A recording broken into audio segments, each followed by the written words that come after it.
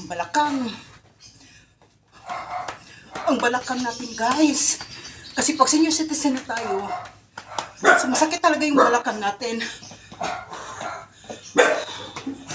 Galaw. Sa umaga. Exercise. I-ano natin ang sayaw. So, hanggang dito na lang.